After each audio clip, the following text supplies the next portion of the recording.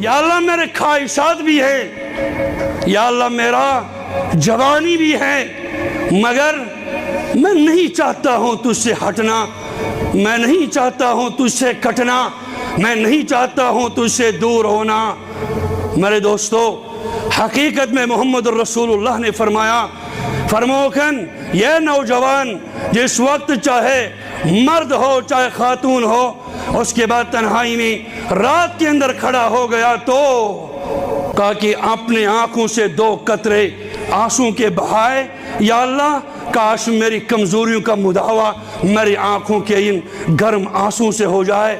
فرمایا اللہ تعالیٰ فرماتے ہیں کہ عرش کے دن جس دن کے کوئی سایہ نہیں ہوگا، اس صورت کے اندر اس نوجوان کو میں اپنے سائے کے اندر رکھ لوں گا اور اس کے جسم کے اوپر جہنم کی آگ کو حرام کر دوں گا۔ یہی تو چیز ہے۔ لہٰذا میں خباب کی بات کر رہا تھا، جب چڑھانا پھانسی کے پھندے پہ کافروں نے کہا، ظالموں نے کہا کہ او خباب ایک بات کر، ہم کمزور، مجھے سمجھ میں نہیں آتا ہمارا مسلمان نوجوان کمزور کیوں ہے، ہماری مسلمان نوجوان خاتون یہ کمزور کیوں ہیں، اپنے مذہب کے خاطر یہ کمزوری کیوں دکھا دیتی ہے؟ تو اس نے جواب دیا، کہا کہ خباب آپ ایک داڑھی کا بال دے دیجئے، داڑھی کا بال، ہم آپ کو چھوڑ دیں گے، آپ کو ماریں گے نہیں، آپ کو شہید نہیں کریں گے، مگر ایک بال دو۔ کاش وہی جذبہ تیرا میرا بھی ہوتا۔ افراد کے ہاتھوں میں ہے اقوام کی تقدیر، ہر فرد ملت کے مقدر کا ستارہ۔ علامہ اقبال نے کیا صحیح بات کہی ہے، آگے تیری آرزو ہے کہ تیری دعا ہو قبول۔ کہا کہ میرے مسلمان نوجوان قوم کو میرا خطاب ہے، کس چوک چوراہے کے اوپر رہ کر میں اپنے ایمان کو داغدار کروں، میں اپنے عمل کو داغدار کروں، میں اپنے قبر کو داغدار کروں، میں محمد عربی کی نسبت کو داغدار کروں۔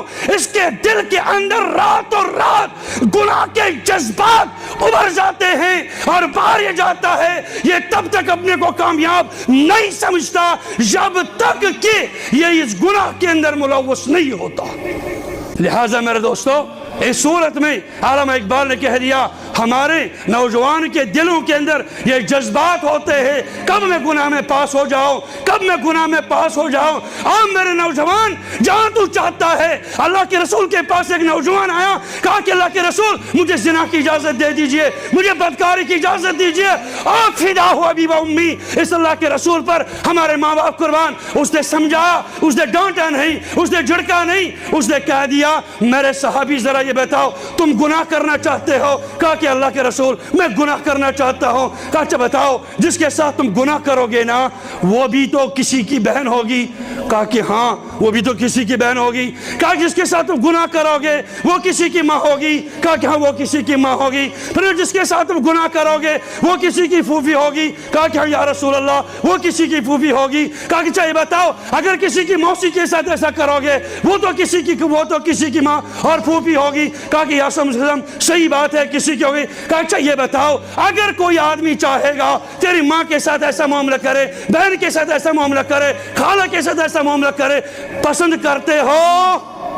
اس نوجوان نے جواب دیا اللہ کے رسول الان فہم، تو اب تو بات مجھے سمجھ میں آ گئی، اب مجھے بات سمجھ میں، اب جہاں پر میں گناہ کروں گا، جہاں پر میں اس قسم کا قدم اٹھاؤں گا، میرے دوستو بات یہ سمجھو قسم خدا کی اس زمین کے اوپر گناہ مت کرو۔ یہ زمین اپنے اندر سے وہ دانہ اگنے کے لیے تیار نہیں ہوتا جس زمین کے اندر گناہ ہوتا۔ زندگی پاک باز گزارو میرے دوستو، موت اس کی ہے جس پر کرے زمانہ افسوس۔ فرمایا کہ تیری دعا، تیری آرزو ہے تیری دعا ہو قبول، میری دعا ہے تیری آرزو بدل جائے۔ کاش کہ اگر تیری آرزو بدل جاتی، تجھے اپنے گناہوں کا احساس ہو جاتا، تو اپنے گناہوں سے کبھی ٹوٹ جاتا، تیری آنکھیں گناہوں کی وجہ سے اشک بار ہو جاتی، کبھی راتیں تمہاری تیرے رب کے ساتھ ملاقات کے لیے ہوتی۔ یا ہمارے بہنیں بھی بیٹھی ہیں، ان کو باتیں عرض کرتا ہوں، امام شافعی رحمت اللہ تعالیٰ کی بیٹی راتوں رات رہی، کھڑی ہو گئی قرآن لے کے اور اپنے آنکھوں سے آنسو بہا رہی ہے۔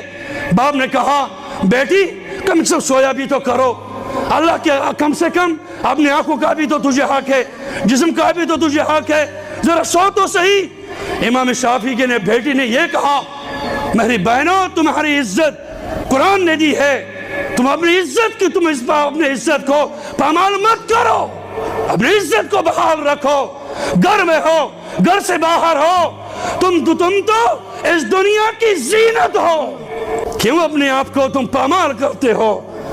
امام شافعی کی بیٹی نے جواب دیا، جواب کیا دیا؟ جواب دیا معاف، جب میں سوتی ہوں نا، جب میں سوتی ہوں میں اپنے بستر کے اندر اپنا سر نیچے تکیے پہ رکھتی ہوں، میری آنکھ لگ جاتی ہے، میرے کانوں کے اندر آواز پڑتی ہے امام شافعی کی بیٹی سوتی کب تک رہو گی؟ آپ کو تو سونا آگے بہت ہے۔ کہا کہ مجھے یہ بات میرے ابو برداشت نہیں ہوتی، میں کھڑی ہو جاتی ہوں اپنے رب کو بتا دیتی ہوں یا اللہ میں تیری بندی ہوں، آپ میرے اللہ۔ کیا تب خوش ہو جب آپ اپنے اللہ تعالیٰ کے دیے ہوئے ایمان کو، دیے ہوئے عصمت کو، دی ہوئی پاک دامنی کو آپ داغدار کر کے اللہ کے یہاں پہنچا دیں گے؟ کیا جواب دیں گے ہم اور آپ روز محشر میں اللہ جل شانہ کے سامنے؟ یہ جوانیاں داغدار کرنے کے لیے دوستوں نہیں ہے، خدا کی قسم بڑھاپے میں ستائے گی، بڑھاپے میں یہ چیزیں ستائیں گی، بڑھاپے میں یہ سب چیزیں تمہیں یاد آ جائیں گی۔ میں نے دل کے اندر کون سے گل کھلائے، میں نے رات کے اندر کون سے گل کھلائے، قسم خدا کی جوانیوں کو پاک رکھا، جوانی پہ پاک باز رہے، دنیا کی کوئی طاقت تمہیں زیر نہیں کر سکتی۔ آج یہ باطل یہی چاہتا ہے، یہ مغربی دنیا یہی چاہتا ہے، بچی تو سر سے دوپٹہ نیچے کر، تو اپنے لباس کو اتار دے۔ محمد رسول اللہ نے تمہیں عزت دی تھی، تمہیں یہ کہہ دیا تو زور سے تلاوت مت کر، اس لیے کہ کہیں آ کر شیطان تمہارے ایمان پر ڈاکہ نہ ڈال دے۔ تم اللہ سے اتنے دور ہو، ایک مرتبہ بھی 2 قطرے تم نے اپنے اللہ کے لیے نہیں بہائے۔ میں اتنا کنجوس ہوں کہ ایک مرتبہ میں نے محبت سے اپنے اللہ کا نام نہیں لیا، جس اللہ نے مجھے حسن دیا، جس اللہ نے مجھے چمکتی آنکھیں دی، جس اللہ نے مجھے سوچنے کا دماغ دیا۔ عرضداشت کرتا ہوں آپ دوستوں سے بھی اور بہنوں سے بھی یہی عرض کرتا ہوں، خدا را دنیا میں سبھی انسان مطلب پرستی کی دنیا چلا رہے ہیں، باپ کو مطلب ہے، ماں کو مطلب ہے، باپ بھائی کو مطلب ہے، بیٹی کو مطلب ہے، دوسرے لوگوں کو مطلب ہے، مگر بے مطلب اگر ذات ہے وہ حضرت اللہ جل مجدہ ہے۔ تو انہوں نے کہہ دیا ظالمو، اس وقت آپ بھی میرے سامنے ہو، آپ بھی میرے سامنے ہو اور میری ذات بھی ہے نا۔ اس نے کہہ دیا ظالمو یہ نہیں ہو سکتا کہ میں محمد رسول اللہ کے ایک بال سے بے حرمتی کو میں برداشت کروں۔ ایک عربی شاعر نے یہ کہا ہے، فرمایا کہ فلست ابالی حین اقتل مسلما علی ای جنب فی اللہ مصرعی۔ فرمایا خباب نے جب مجھے مارا جائے گا مجھے کوئی پرواہ نہیں، میری لاش دائیں گزرے یا دائیں پڑے یا بھائیں پڑے، جہاں پر بھی میری لاش پڑے تو پڑے، پر میں داغدار محمد رسول اللہ علیہ السلام اسی کلمے پر مروں، اسی تعلق پر مروں، اسی اپنے رابطے پر مروں۔ یقیناً یہی انسان کامیاب اور کامران ہے۔ لہذا عرضداشت اسی پر کرتا ہوں، بہت مبارک ہے وہ زبانیں، بہت مبارک ہے وہ دل، جس دل سے جس زبان سے مدح رسول، مدح صحابہ، حمد باری تعالیٰ نکلے۔ ضرورت ہے انشاءاللہ اس اندرون کو اپنے بیرون پر بھی ظاہر کرنے کا۔ اللہ تعالیٰ آپ لوگوں کو بھی صحیح دین پر چلنے کی توفیق عطا فرمائے۔ اللہ تعالیٰ مسیح کار اور نابکار اور گنہگار کو بھی صحیح دین پر چلنے کی توفیق عطا فرمائے۔